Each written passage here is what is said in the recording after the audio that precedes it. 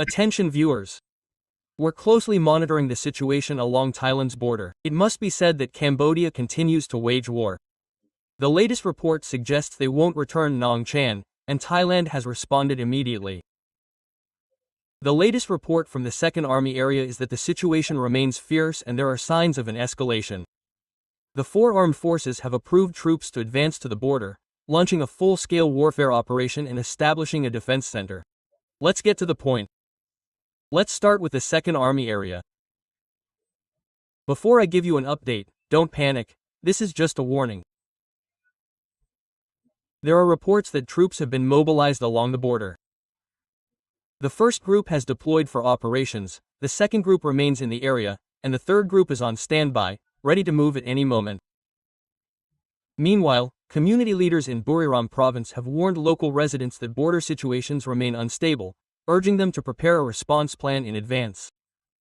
They've also filled their vehicles with fuel and are adhering to the evacuation plan, specifically prohibiting use of the banned Kruat Prakan Chai route. That doesn't stop there. Additional reports indicate that significant movements may occur along the border with the Second Army Corps. We're not afraid, and the Second Army Corps itself has said that if Cambodia provokes them, they are ready to respond and clash at any time. However, if they want to talk nicely, they must talk nicely. If they don't talk nicely, they must retaliate. All parties are currently closely monitoring the situation, but there's no need to panic. This is just a warning. As you all know, I've been reporting daily that drones are still flying around the Second Army Corps area. The sky is full of them every day, from Prasat Don Tuan, Prasat Ta Kwai, and even the Phu Maku area of Cambodia. They're still flying around, which has led the commanders of all four armed forces to approve them and prepare for a full-scale war plan. The Air Force has already established a defense center and UAVs. We seem to be 19 times behind Cambodia in terms of anti-drones because they've imported and purchased tens of thousands of aircraft. Plus, there's a recent report from military sources in many areas, which all confirm that Cambodia has installed anti-drone or counter-drone stations in several locations. They're likely radars that detect drones, which often have jamming equipment installed nearby. As you can see in the image, Cambodian soldiers are spraying green camouflage paint on the radar dome to blend in with the environment. And most importantly, if it's this type of station is naturally more effective against drones than portable ones. This poses a significant obstacle to Thailand's use of drones. Although we have initial measures to address this, it significantly reduces the number of drones deployed. If we overuse them, we risk disrupting the signal and preventing it from operating at full efficiency. Conversely, Thailand has an anti-drone system, but it's insufficient for use along the entire border. This allows Cambodia to use them to infiltrate various areas, including military bases and troop transport routes. This is a serious concern, as Cambodia likely has amassed a vast amount of data. If a conflict were to occur, Thailand would face significant difficulties, having to deal with and resolve the situation. This is a temporary measure because Cambodia already knows many strongholds from drone flights over the past 2 to 3 months. There's been a lot of talk about Cambodia installing numerous anti-missile points and mobilizing resources to procure these devices to combat any intrusions into Thai sovereignty. This truly demonstrates that what the Thai military lacks isn't food or supplies, but a true anti-missile system in the form of a station. Right now, we can't destroy them by shooting. If we fired a round of bang, Cambodia could gain an advantage on the world stage. As you know, there's a negotiated ceasefire agreement, so we can't proceed in that manner. This is very worrying. Otherwise, the commanders of the 4 Thai armed forces, 3 units, and 4 units wouldn't be able to launch full-scale operations. This is definitely a war. This is why we're probably slower than the Khmer. Even though we have better artillery, better units, and more convenient facilities, the Khmer side is also good at attacking. They're better prepared than us. We have tens of thousands of aircraft, and during the clashes, they're starting to use more attack, especially the BHQ unit, which seems to have been specially trained for this type of attack. We need to monitor the progress and keep updating. Regarding the Second Army area, it's better to be careful than not. They're starting to issue more warnings, especially in border areas. On the other side of the border, we have to say, in the area of Ban Nong Chan, where we can't avoid it.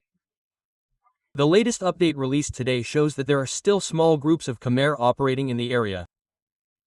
But what's peaking is the government. Cambodia has responded to Thailand, saying that we absolutely will not return Ban Nong Chan. This issue began when the Royal Thai Army's then Krisai page posted important documents and a survey map of boundary markers 42 and 43, the results of a survey between Thailand and Cambodia in 2016. The key content is that Cambodia and Thailand agree on boundary marker 43, but disagree on boundary marker 42. However, both sides had previously signed and certified this boundary map document in 2016. This clearly indicates that the protest site at Ban Nong Ya Kyu on the Sa Keo side of the border is approximately 250 meters within Thai territory. From the Thai perspective, this area is 100% Thai territory, and Cambodia had previously signed and certified it.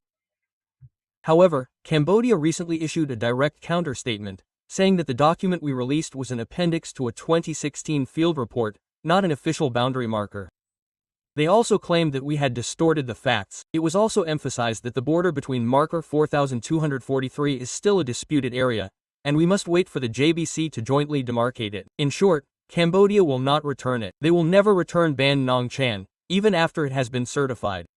Even though it's not part of the Pai Phat area, Cambodia has said it will definitely not return it. They immediately denied it, saying that the document was just a field report, not the actual, unofficial border. They even had the nerve to tell Thailand to stop all activities that undermine the tension from the ceasefire negotiations. Cambodia responded to our statement, but we also responded with a direct response. I really like this response. Our army has responded to this issue, confirming that the territory in question is Thai territory, not claimed territory, and they slammed Cambodia for distorting it. The protests against Thailand like this are very intense. This is the Ban Nong Chan area, which Cambodia still refuses to acknowledge. Recently, they even clarified that what Thailand said was false. The army's statement, which criticized Cambodia this time, stated that the area is clearly within Thailand's sovereignty, not a disputed area. Therefore, law enforcement is Thailand's right and duty under international standards. They also emphasized that Cambodia has violated its obligations in the past, including inciting violence, bringing troops and weapons into Thai territory, and detonating PMN-2 bombs, despite a ceasefire agreement. Regarding the Mo 2000, it shows that Cambodia has been violating these obligations for over 20 years in the Ban Nong Chan area, allowing the construction of houses and structures on the land. We, the Thai side, have filed protests more than 500 times, but Cambodia has remained indifferent and never made any changes. Furthermore, Thailand insists that Cambodia has been supporting the protests in the border area and has taken a strong stance, resulting in many more injuries than in the previous clashes.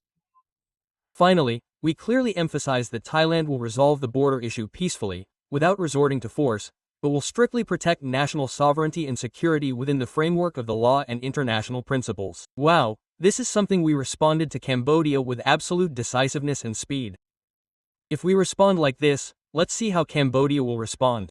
We have to be quick like this too. In the past, Cambodia has been very quick. No matter what happens, they immediately write an objection and send a report. This is something we have done very well in responding to. In the Ban Nong Chan area, whether it's Nong Chan or Nong Ya Kyu, it's our land, it's Thailand's sovereignty. The latest update is that Cambodian protesters are still in groups, but not as numerous. Last night, it was the same as before. It's the Carrot Gang, or the Cambodian Monk Gang. I don't know if they're fake or real monks, but they're not staying at the temple and instead are at the border. They're drinking and distributing food to Cambodian soldiers.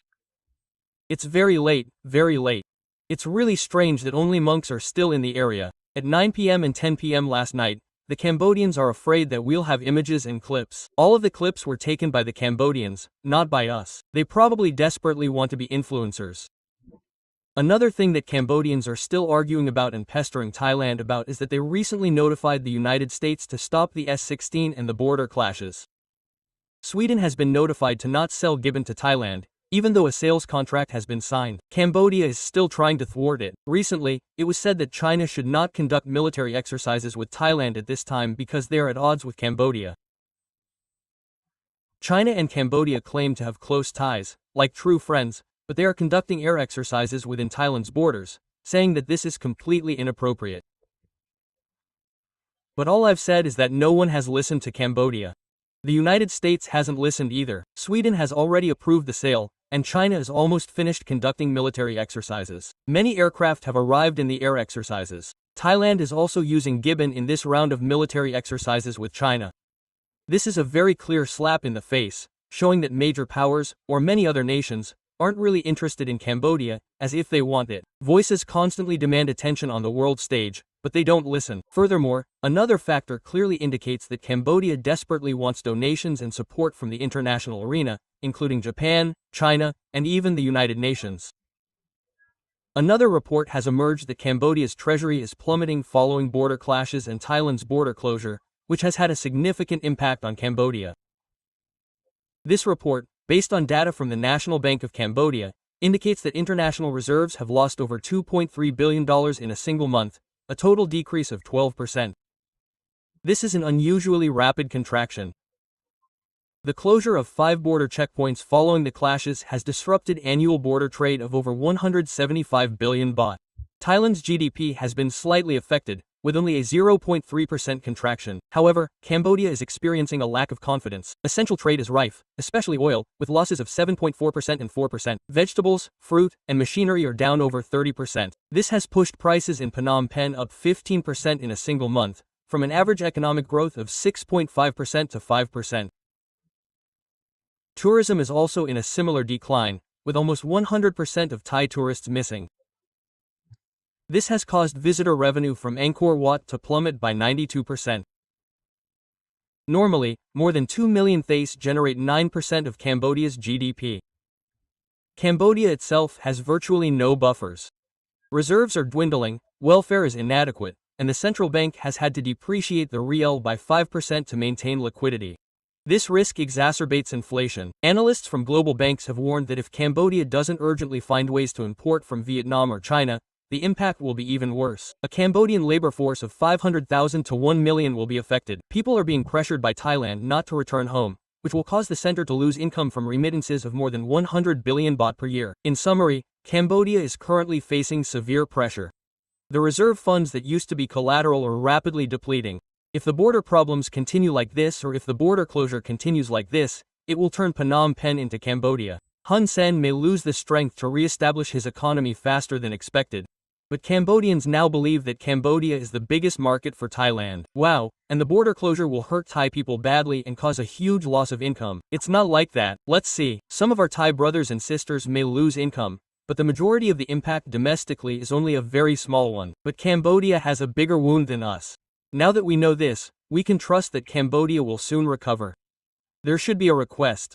If they don't ask and they don't comply, we'll have to fight again to determine who wins and who loses.